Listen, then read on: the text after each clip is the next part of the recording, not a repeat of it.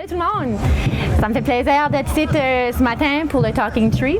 Je m'appelle Cindy O'Donnell, puis je suis une formatrice en Reiki, massothérapie, je suis voyante médium et plein d'autres choses. C'est ma première fois que je fais une talk en français. Fait que mes amis m'ont dit de me nommer la Zen acadienne. Fait que si je parle chiac, c'est parce que je suis acadienne. Je vais vous parler un peu aujourd'hui de reconnaître votre lumière afin de vivre une vie harmonieuse. Souvent, les gens pensent la spiritualité, ça commence à être, comme on dirait en bon français, un boom. Ça commence à être populaire, la spiritualité. Puis, j'ai remarqué, à force de travailler avec les gens, qu'il y a plein de gens qui se sentaient qu'ils n'étaient pas assez. C'est toujours, ben j'ai juste fait mon niveau 1 Reiki, ou moi, j'ai juste commencé à faire de la méditation. Puis, j'ai remarqué que cette émotion se propageait dans la communauté dans plein de différents domaines. Fait que je voulais vous parler un peu de des choses comme ça. Ça fait que si vous le savez, c'est bon. Si vous ne le savez pas, vous allez apprendre quelque chose. Est-ce que vous savez que vous avez 4 corps? Nous avons notre corps physique. On va tout pincer, là. Je vais vraiment que vous expériencez le corps physique. On a un corps émotionnel, on a un corps mental, puis on a un corps spirituel. Les 4 corps ne sont pas séparés un de l'autre, mais intermélangés. Puis les 4 corps doivent tout être en harmonie pour qu'on vive une vie harmonieuse. Ça fait que souvent les gens pensent, ben moi je fais plein de méditation, je suis très spirituelle, mais ils négligent le côté physique. Ou ils font juste le physique, mais ils négligent le côté spirituel. Le corps le plus difficile qu'on dit à travailler, c'est le corps émotionnel et mental. La raison, c'est que le corps émotionnel, on va chercher des blessures que peut-être on n'est pas prêt à regarder. Le corps mental, lui, il analyse tout. Ça fait que je vais vous donner un exemple de qu'est-ce qui arrive quand on n'est pas balancé. Quand on n'est pas balancé, ça vous a pas arrivé, je suis certaine, là, mais moi, ça m'a déjà arrivé. Ça fait que je me réveille le matin, je me sens fatiguée, je me sens pas bien, je devrais appeler au travail, puis je devrais prendre une journée de moi-même, là, une journée pour me prendre soin. Mais là, le corps mental, il prend sa place tout de suite. Le corps mental dit, ouais, mais c'est parce que tu as une maison à payer, tu as un char à payer, tu as plein de dettes, puis non, si tu prends une journée de congé, ben là, tu en as juste 2 autres de reste, puis le corps mental prend sa place. Là, le corps émotionnel prend sa place. Mais là, si je paye pas ma maison, là, je pourrais perdre ma maison, puis là, qu'est-ce que les gens vont penser? Ça fait que tous les corps, déjà, commencent à se réveiller, puis nous envoyer plein de messages. Mais le corps spirituel, lui, la chose, c'est que le corps spirituel, il chuchote. Tu sais, c'est le petit, j'appelle ça la petite voix du cœur qui dit « Hey, repose-toi ». Mais les autres, là, ils parlent très fort. Fait qu'on ignore souvent un ou l'autre, puis on devient débalancé. Qu'est-ce qui arrive quand on ne porte pas attention à nos 4 corps? On vient débalancer, on devient malade. Ça fait que je vous invite à vraiment rebalancer tous vos corps pour avoir une vie plus harmonieuse. Ça fait que quand vous sentez des petits messages ou des petits déconforts, ne vous sauvez pas de ces déconforts-là. Restez avec. Observez, voir qu'est-ce que votre corps essaie de vous dire. L'autre chose, c'est on parle beaucoup de la comparaison et la compétition. Est-ce que vous avez remarqué peut-être, on vit d'un monde très compétitif, n'est-ce pas? Un débalancement qui peut se passer, c'est on décide, OK, moi, je vais faire de la méditation. Fait qu'on fait un petit 15 minutes de méditation par jour, on est tous contents, on met ça sur Facebook, tout le monde est content. Hey, bravo, 15 minutes de méditation! Mais là, tout de suite, il y en a d'autres qui envoient un message. Ouais, mais moi, j'en fais 20 minutes. Ouais, mais moi, j'en fais 1 heure. Ouais, mais moi, je suis ça. Ouais, mais moi, je m'en vais à l'autre bord du monde, puis je fais plein de méditation là-bas. On a tout de suite cet esprit de compétition-là. Un autre exemple, je ne sais pas s'il y en a de vous autres qui courent ici, des coureurs. Je me rappelle, moi, je cours pas. Si je cours, courez vous autres aussi, parce que ça veut dire qu'il n'y a pas derrière moi qui n'est pas trop beau.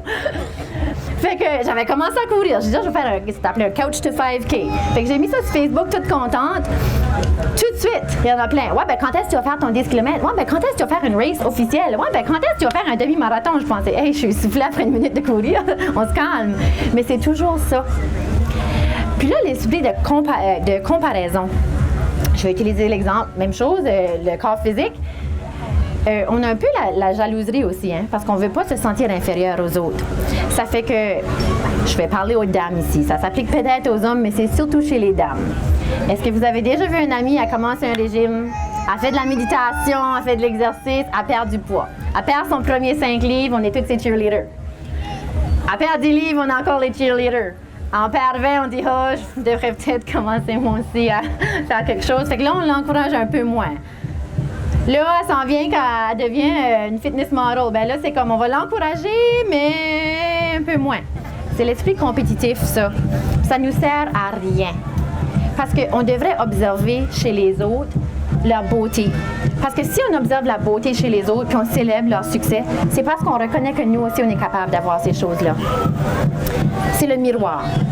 Ça fait que s'il y a quelque chose dans quelqu'un d'autre qui vous dérange ou qui vient vous chercher, je vous invite à ne pas juger, à ne pas pointer du doigt ou à ne pas porter des émotions négatives, mais aller à l'intérieur.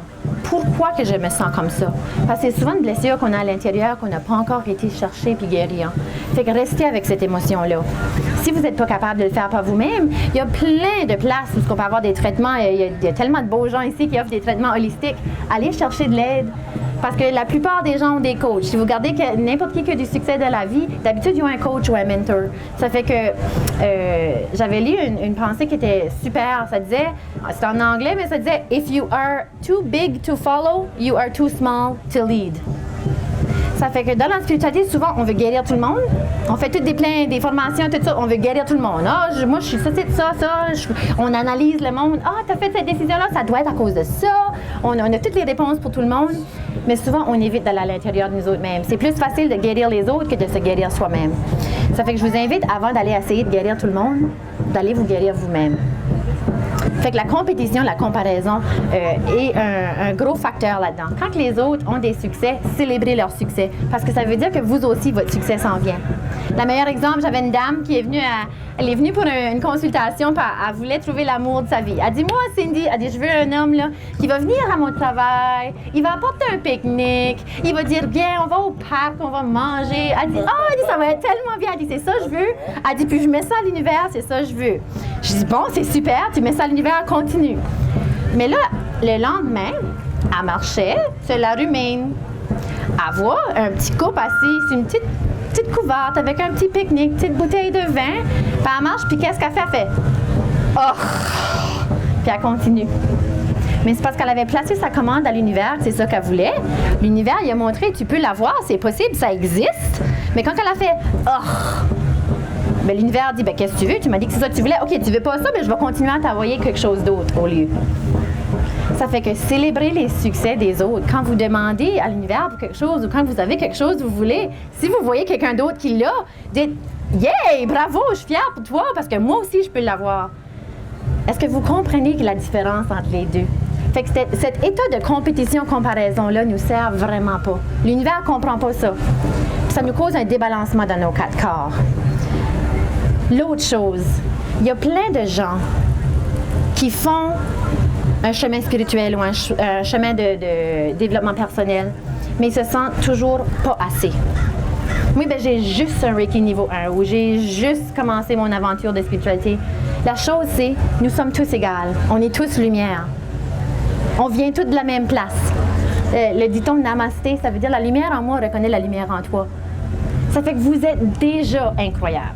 Vous êtes déjà spirituel. Vous êtes déjà rempli de bonheur. Et vous êtes déjà, comme en bon français, des healers, des guérisseurs. Vous n'avez pas besoin de plein de formations toutes fancy.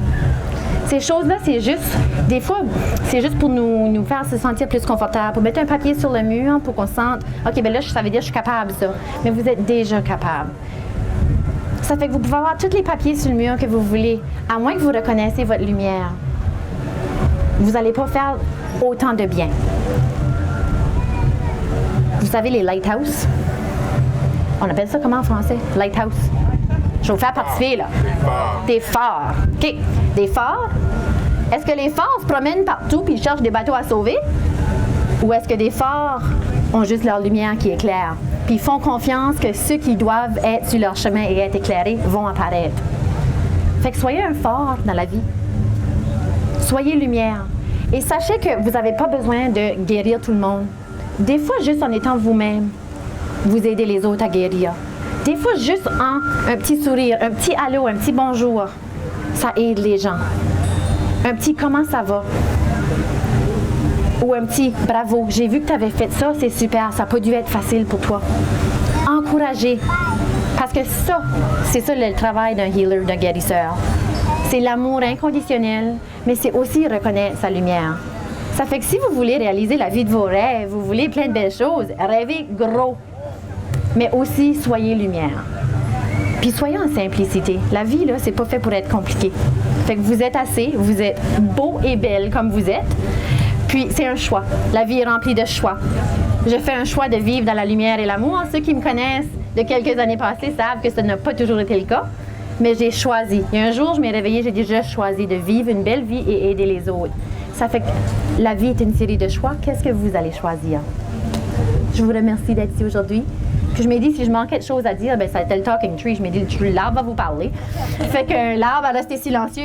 J'apprécie ça. Si vous voulez parler à l'arbre aussi, tu sais, on dit ça, les tree huggers, là, si tu embrasses un arbre, des fois, si tu l'embrasses longtemps, il va t'embrasser lui aussi. Fait que je vous encourage de l'essayer. Merci et namasté.